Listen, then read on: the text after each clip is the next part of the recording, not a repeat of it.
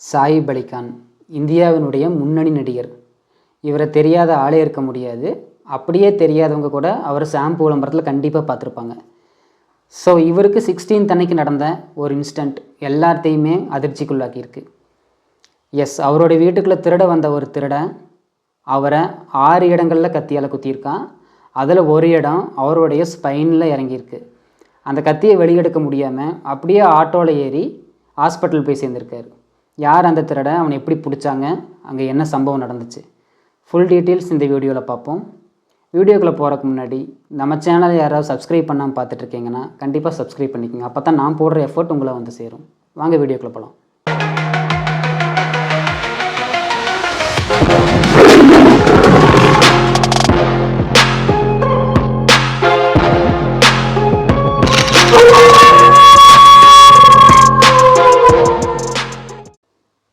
சாயிப் அலி கான் இந்தியாவினுடைய முன்னணி நடிகர் மட்டும் இல்லைங்க.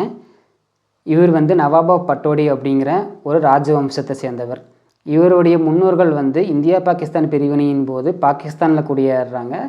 ஸோ இவருடைய செல்வங்கள், நிலங்கள், அரண்மனைகள் எல்லாமே இந்திய அரசாங்கத்தினுடைய சொத்துக்கள் ஆகுது. அது சமீபத்தில் தீர்ப்பின் மூலியமாக தான் இது தெரிய வருது. ஓகேவா? ஸோ இவர் பார்த்திங்கன்னா பாந்த்ரா அப்படிங்கிற பகுதியில் சத்குரு சரான் அப்படிங்கிற அப்பார்ட்மெண்ட்டில் வசிச்சுட்டு வர்றாருங்க. பாந்த்ரா பகுதிங்கிறது பார்த்திங்கன்னா நார்மலான பகுதி கிடையாது. மிகப்பெரிய செல்வந்தர்களும் பொலிட்டீஷியன்ஸும் வசிக்கிற ஒரு பகுதி. நம்ம ஊரில் எப்படி போயஸ் கார்டன் ஒரு செல்வந்தர்களும் பொலிட்டீஷியன்ஸும் வசிக்கிற பகுதியோ அந்த மாதிரி தான் அந்த பாந்த்ரா பகுதியும். ஸோ இந்த சத்குரு சரான் அப்படிங்கிற அப்பார்ட்மெண்ட் பார்த்திங்கன்னா மொத்தம் 12 ஃப்ளோர்ஸ் இருக்குது. அதில் டாப் ஆஃப் தி 3 ஃப்ளோர்ஸில் நம்ம சாயிப் அலி கான் வசிக்கிறாரு. அதாவது 3ம் சேர்ந்த ஒரே வீடாக அது இருக்குது. ஸோ இது பார்த்திங்கன்னா 5 ஸ்டார் ஹோட்டலுக்கு தகுந்த 5 ஸ்டார் ஹோட்டல் மாதிரி மிகப்பெரிய ஒரு வசதிகள் கொண்ட ஒரு வீடு, அப்பார்ட்மெண்ட்டு. மீதி இருக்கிற 9 தளத்தில் வசிக்கிறவங்களுமே மிகப்பெரிய செல்வந்தர்களும் கோடீஸ்வரர்களும் தான் அங்கே வசிக்கிறாங்க. ஸோ இந்த வீட்டில் பார்த்திங்கன்னா மொத்தம் 5 பெட்ரூம் இருக்குது. அதில் அவருடைய 2 பசங்க, இவருடைய ஒய்ஃப் கரீனா கபூர், இவங்க எல்லாருமே அங்கே தான் வசிச்சுக்கிட்டு இருக்காங்க. ஸோ மொத்தமாக இவங்களுடைய குழந்தைகளுக்கு 2 கேர்டேக்கர்ஸ் இருக்காங்க, லேடிஸ். அதுபோக ஒரு ஜென்னும் இருக்கார், மென், ஆணும் ஒருத்தர் இருக்கார்.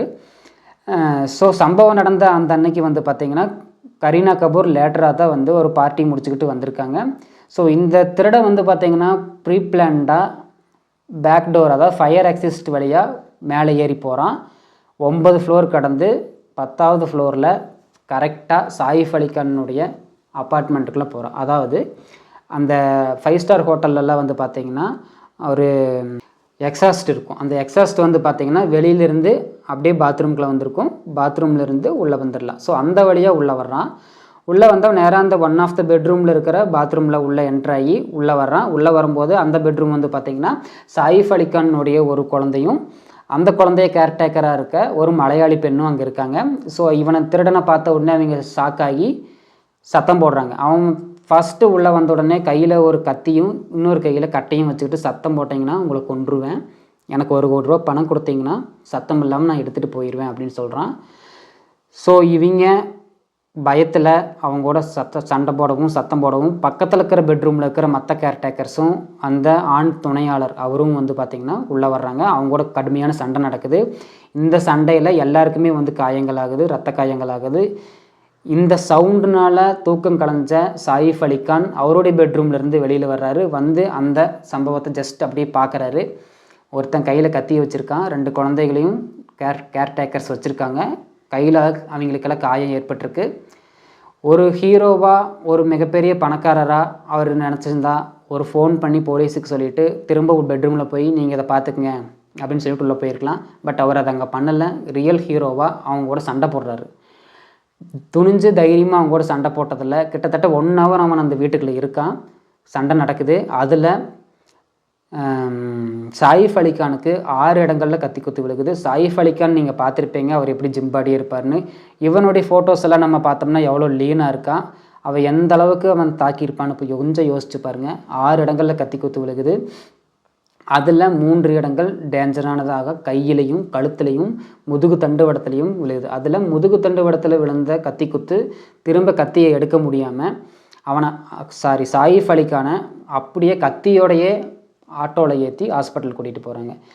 ஸோ இதை பார்த்துக்கிட்டு இருந்த மற்ற கேர்டேக்கர்ஸும் அவங்களும் அந்த திருடன் அப்படியே ஒரு பெட்ரூம்குள்ளே தள்ளி கதவை சாத்திடுறாங்க. அவனை பிடிச்சாச்சு அப்படின்னு சொல்லி அவங்க நினச்சிட்டு கரீனா கபூர் அவங்களுடைய பெட்ரூம்லேருந்து வெளியில் வந்து இந்த நிலைமையை பார்த்து உடனடியாக அவருடைய இன்னொரு பையன், அதாவது Saif Ali கானுக்கு 2 marriage, second wife தான் வந்து கரீனா கபூர். அவருடைய ஃபஸ்ட்டு ஒய்ஃபுக்கு பிறந்த 2 பசங்க இருக்காங்க. அதில் ஒரு பெரிய பையன் வந்து பக்கத்தில் இருக்கிற அப்பார்ட்மெண்ட்டில் குடியிருக்கான். ஸோ அவனுக்கு தான் வந்து கரீனா கபூருங்க வந்து ஃபோன் பண்ணுறாங்க. அந்த பையனும் வர்றான். உடனே வந்து அந்த இன்னொரு ஆண் வேலையாள் இருக்காங்கன்னு சொன்னேன் இல்லையா, அவருடைய உதவியினுடைய கீழே போகிறாங்க. 9 ஃப்ளோர் கடந்து கீழே கிரவுண்ட் ஃப்ளோருக்கு வந்து ஆக்சுவலாக அந்த டைமில் மிட் நைட் அப்படிங்கிறனால கார் டிரைவர்ஸ் யாரும் இல்லை. ஸோ பக்கத்தில் இருக்கிற ஆட்டோவை பிடிச்சி ஹாஸ்பிட்டல் கூட்டிகிட்டு போய் அட்மிட் பண்ணுறாங்க.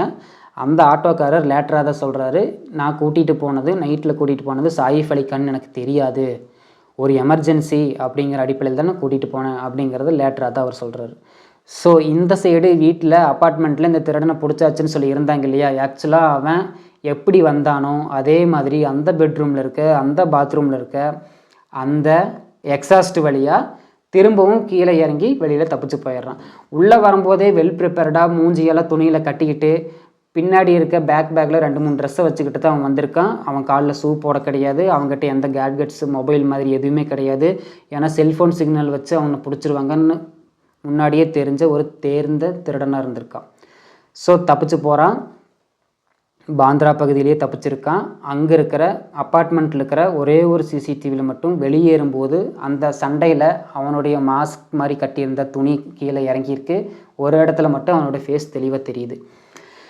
இந்த புகைப்படத்தை வச்சு தான் போலீஸ் லேட்டராக அவனை வந்து பிடிக்கிறாங்க. அருகில் இருக்கிற ரயில்வே ஸ்டேஷன்ஸ், பஸ் ஸ்டாண்ட்ஸ்லாம் அவனுடைய ஃபோட்டோஸை அனுப்பி தேட சொல்கிறாங்க. ஒரு இடத்துல அவன் மாட்டுறான். இவன் என்ன பண்ணுறான், அந்த பாந்திரா பகுதியிலேயே காலையில் 7 மணி வரைக்கும் அங்கேயே இருந்து துணியெல்லாம் மாற்றிக்கிட்டு அங்கேருந்து ஒரு ரயில் ஏறி தானே நோக்கி போகிறான். ஸோ அதை பார்த்த ஒருத்தங்க இவன் இங்கேருந்து தானே தப்பிச்சு போய்கிட்டு இருக்கான்னு இன்ஃபர்மேஷன் வருது. ஸோ அங்கே போய் ஒரு லேபர் கான்ட்ராக்டரை மீட் பண்ணுறான். அங்கேருந்து லேபர்ஸ் எல்லாம் தங்குற ஒரு அப்பார்ட்மெண்ட் கிடையாது, ஆக்சுவலாக ஒரு குடியிருப்பு, அங்கே தங்குற ஒரு காட்டு பகுதி அது ஆக்சுவலாக. ஸோ அங்கே தங்கியிருக்கான்.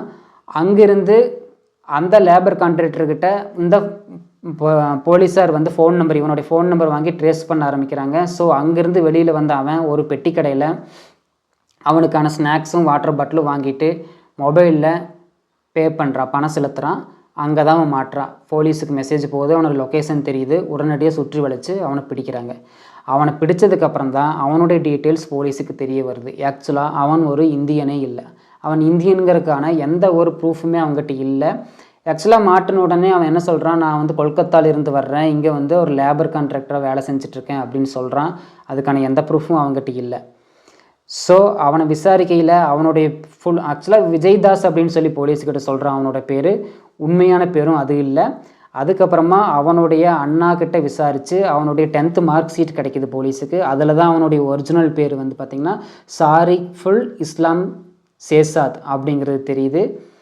ஸோ இவன் சட்டவிரோதமாக பங்களாதேஷ்லேருந்து வந்து மும்பையில் குடியிருந்து அங்கே ஒரு லேபர் கான்ட்ராக்டராக ஒர்க் பண்ணிகிட்டு இருந்திருக்கான். இது போன்ற திருட்டு சம்பவங்களையும் ஈடுபட்டு இருந்திருக்கான். ஸோ இவனை பிடிச்ச அவங்க நீதிமன்றத்தில் ஆஜர்படுத்தி 5 நாள் நீதிமன்ற காவலில் எடுத்து விசாரணை செஞ்சுட்டு வர்றாங்க. விசாரணையினுடைய இறுதியில் தான் இவன் எதுக்காக வந்தான், எதுக்காக சட்டவிரோதமாக இங்கே தங்கியிருக்கான், அது சைஃப் அலி கான் வீடுன்னு தெரிஞ்சு தான் அங்கே போனானா, அந்த 7 ஃப்ளோர் தாண்டி மேலே இருக்கிற டாப் 3 ஃப்ளோருக்கு எதுக்கு கரெக்டாக போனால், இது எல்லாமே விசாரணைகளில் தான் தெரிய வரும். மும்பையில் இதுக்கு முன்னாடியே ஷாருக் கானுக்கு இது மாதிரி கொலை மிரட்டல் வந்திருக்குங்க. சல்மான் கானை நான் கொன்னே தீருவேன்னு சொல்லி ஒரு ரவுடி ஓப்பனாக ஸ்டேட்மெண்ட் கொடுத்துருக்கா. அது மட்டும் இல்லாமல் ஒரு லோக்கல் எம்எல்ஏ ஒருத்தரை சுட்டு கொண்டிருக்காங்க. ஸோ மும்பையில் இந்த கலாச்சாரம் ரொம்ப சாதாரணமாக ஆகிருச்சுங்க. ஸோ கண்டிப்பாக ரெஸ்பான்சிபிலிட்டியோட எல்லாருமே நடந்துக்கணும். இதை சோசியல் மீடியாவில் பார்க்குற நிறைய பேர் கமெண்ட்ஸில் கிரிட்டிசிசம் பண்ணிட்டு வர்றீங்க. இது யாரோ ஒரு நடிகனுக்கு எங்கேயோ நடந்த சம்பவமாக கடந்து போக முடியாது. அவ்வளோ ரெஸ்ட்ரிக்டடான ஏரியாவில் இப்படி ஒரு சம்பவம் நடந்திருக்குன்னா நாளைக்கு நம்மளுக்கோ நம்ம வீட்லேயோ யாருக்கோ வேணாம், நண்பருக்கோ வேணாம், இந்த மாதிரி ஒரு சம்பவம் நடக்கிறதுக்கு ரொம்ப நாள் ஆகாது. ஸோ ரெஸ்பான்சிபிளோடு இருங்க, ரெஸ்பான்சிபிலிட்டி எடுத்துக்குங்க. இது மாதிரி இன்ட்ரெஸ்டிங்கான இன்னொரு வீடியோவில் நாளைக்கு நான் உங்களை சந்திக்கிறேன். Take care mister GB squad.